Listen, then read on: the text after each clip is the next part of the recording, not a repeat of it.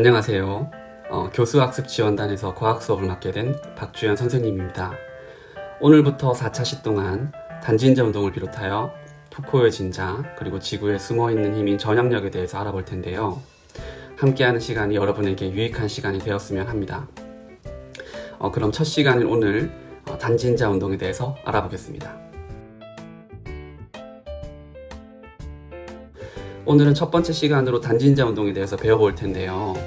단진자 운동 그게 뭔지 알아봐야 되겠죠. 진자 운동이라 함은 한 축이나 점 주위를 일정한 주기로 진동하는 운동을 일컫습니다. 예를 들어 용수철에 매달린 추가 진동하는 운동이나 그네의 왕복 운동 등이 여기에 해당되죠. 그 중에서 단진자 운동이라 함은 그네의 운동에서와 같이 어떤 질량을 가진 물체가 줄에 매달려 연직면 내에서 진동하는 운동을 말합니다.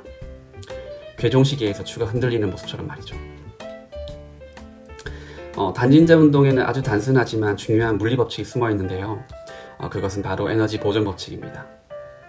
자연의 법칙 중에는 보존이 되는 것이 굉장히 많은데 에너지를 비롯하여 질량, 운동량 등등 처음에 가지고 있던 그 양은 갑자기 사라지거나 없어지지 않고 전환되거나 전달되는 방식으로 총량이 보존된다는 것입니다. 단진자 운동에서는 우리가 역학적 에너지 보존 법칙을 볼 수 있습니다. 이것은 마치 여러분이 주머니에 가지고 있는 10,000원의 용돈과도 같은데요. 부모님이 여러분에게 용돈 10,000원을 주었다고 생각해 보세요. 그럼 이게 주머니에서 다음날 20,000원으로 불어났으면 좋겠지만 그 돈을 쓰지 않는다면 내일도 모레도 그 액수는 유지되겠죠. 용돈도 보존되는 거예요. 그런데 어느 날 친구들이랑 만나서 5,000원짜리 밥을 먹고 PC방에서 게임도 하면서 이제 2,000원을 썼다고 해봅시다. 그러면 10,000원의 용돈 중에서 7,000원은 다른 형태, 즉 밥이랑 PC방의 비용으로 전환된 것입니다. 여러분 주머니에는 3,000원이 남아있을 것이죠. 여러분의 주머니 용돈 형태는 10,000원에서 3,000원으로 변했네라고 생각할 수 있지만 사실 처음에 받았던 용돈의 가치 10,000원은 다른 형태, 즉 주머니의 3,000원과 친구와 함께 놀면서 즐긴 비용 7,000원의 합으로 일정한 것이죠. 우리는 이와 같은 보존 개념을 단진자 운동에서도 살펴볼 수 있는데요. 단진자 운동에서는 중력 위치 에너지와 운동 에너지의 합인 역학적 에너지가 보존됩니다. 먼저 선생님이 추를 이렇게 들어 올려 볼게요. 그럼 추에 선생님이 초기 위치 에너지가 부여되는 겁니다. 그러니까 여러분이 엄마에게 받은 용돈 10,000원이 부여되는 거예요. 그리고 추를 놓게 되면 추의 위치 에너지는 중력에 의해 낮은 곳으로 향하게 됩니다.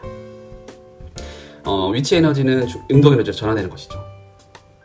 가장 낮은 곳에서 운동 에너지는 최대가 되고 이때는 가지고 있던 용돈을 모두 사용한 상태로 중력 위치 에너지가 모두 운동 에너지로 전환된 것입니다. 이 운동 에너지는 다시 위치 에너지로 전환되는데 반환점을 지나면서 운동 에너지는 위치 에너지로 전환이 되면서 추를 점점 더 높은 곳으로 올려줍니다. 결국 추는 반대편에서 출발한 지점과 동일한 높이에 도달하게 되죠. 운동 에너지가 고스란히 중력 위치 에너지로 모두 전환된 것입니다. 그럼 이제 다시 반대로 추는 지나온 경로를 다시 거꾸로 진행하면서 앞에 에너지 전환 경로를 그대로 반복하게 됩니다. 이 마찰이 없는 상황이라면 이 단진자 운동은 영원히 반복하게 될 것입니다. 어쩌면 굉장히 당연한 현상이지만 그 내부를 자세히 들여다보면 매우 중요한 과학적 법칙이 숨어 있는 것이죠. 자, 그럼 조금 더 자세하게 들여다볼까요?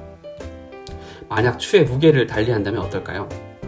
먼저 500g짜리 추 하나를 1m 길이의 실에 달고 단진자 운동을 시켜볼게요. 단진자가 시작점에서 출발해서 한 번의 운동을 하고 다시 처음의 위치로 오는데 걸리는 시간을 주기라고 합니다. 그 주기를 측정해 보겠습니다. 한 번의 주기는 부정확할 수 있으니 10번의 운동을 이용해서 10회를 나누어 한 번의 주기를 구해보게요.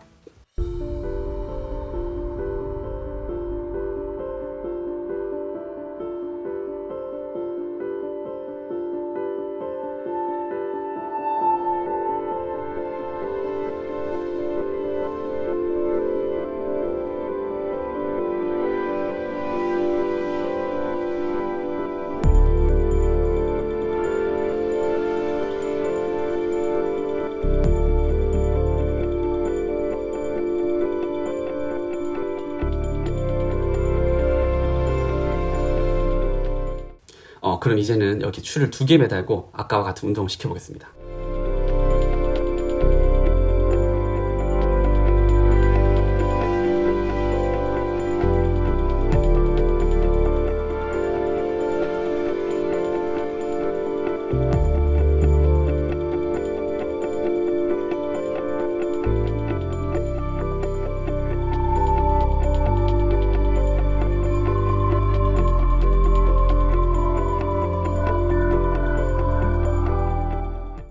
신기하게도 추의 무게는 달랐지만 두 실험에서 주기가 일치하는 것을 확인할 수 있었어요. 이 주기는 추의 무게와는 관련이 없이 항상 일정하답니다. 그럼 실의 길이와는 어떤 관계가 있을까요? 추의 무게와는 상관이 없다는 것을 확인했으니 실에는 추 하나만 묶어서 50cm, 1m 길이에서 실험을 진행해 볼게요. 더 많은 길이의 실들로 실험을 진행해 보면 좋겠지만 그것은 여러분에게 과제로 남겨드리겠습니다. 자, 먼저 50cm입니다. 역시 10번의 운동으로 한 번의 주기를 구해 볼게요.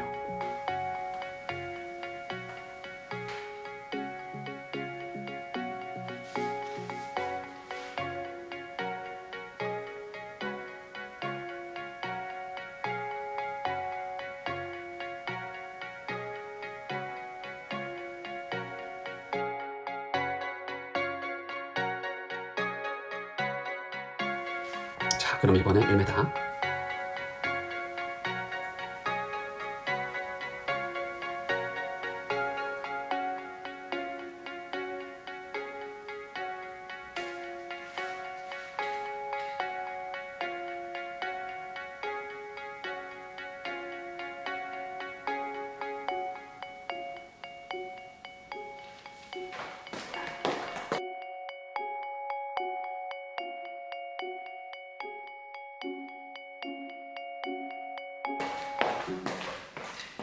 이번엔 어떻죠? 네, 맞아요. 실의 길이가 길어지니 주기가 길어졌습니다. 단진자 운동의 주기는 실의 길이에 결정이 되는데요. 다음과 같은 관계가 있습니다. 여기서 파이는 원주율이고 g는 중력 가속도예요. 9.8m/s 제곱이죠. 그리고 실의 길이는 이 공식에서 제곱근 안에 들어가 있는데요. 실의 길이에 의해 주기가 변화하며 실의 길이가 길어질수록 주기가 길어지는 것도 확인할 수 있습니다. 더불어 추의 무게와는 관련 없음도 확인할 수 있죠. 자, 오늘은 이렇게 단진자 운동에 대해서 알아보았는데요. 첫 번째, 단진자 운동에서 볼 수 있는 역학적 에너지 보존 현상에 대해서 알아보았고요. 두 번째로는 단진자 운동의 주기는 추의 무게와는 상관이 없고 실의 길이에만 영향을 받는다는 사실을 알아보았어요. 이런 단진자 운동은 역사적으로도 매우 중요한 사건에서 이용되었는데요. 바로 프랑스의 과학자 레옹 푸코가 1851년 판테온 신전에서 길이 67m의 줄에 28kg의 추를 매달고 했던 실험입니다. 이름하여 푸코의 진자라고 합니다. 다음 시간에는 이 푸코의 진자에 어떤 역사적 이야기가 숨어있는지, 그리고 그곳에 숨어있는 재미난 과학 이야기에 대해서 알아보도록 할게요. 그럼 다음 시간에 뵙겠습니다.